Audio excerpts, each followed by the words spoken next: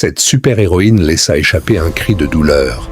Après avoir longtemps subi les attaques impitoyables du monstre, elle semblait totalement à sa merci.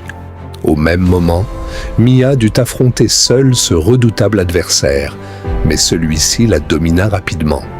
Capturée, elle fut ligotée dans un sombre sous-sol.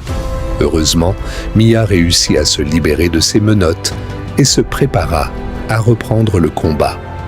De son côté, le chef John ordonna à ses hommes de l'attaquer.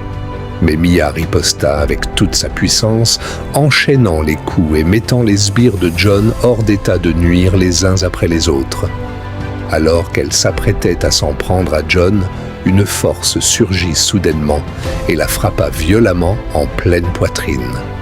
C'est à cet instant qu'elle comprit que le monstre qui se dressait devant elle était le même qu'elle croyait avoir déjà vaincu. John donna alors un ordre à Peter. Sans hésiter, Peter immobilisa Mia et lança une série d'attaques féroces. Malgré tous ses efforts pour se défendre, Mia ne parvenait pas à franchir la solide défense de Peter. Elle tenta un puissant coup de poing, mais Peter l'esquiva avec facilité avant de foncer droit sur elle.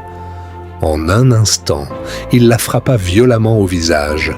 À peine remise de ce choc, Mia reçut un nouveau coup en plein ventre.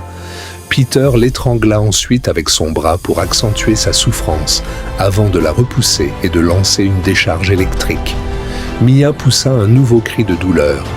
Tombée au sol, épuisée, elle continua pourtant à subir les assauts de Peter, qui la releva pour poursuivre le combat, jusqu'à prendre totalement l'avantage sur elle.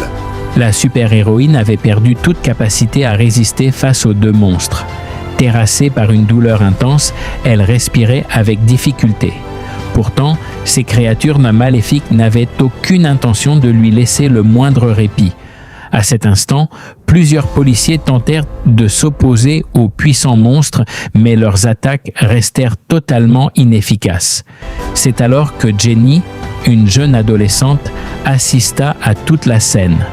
Son Hatesi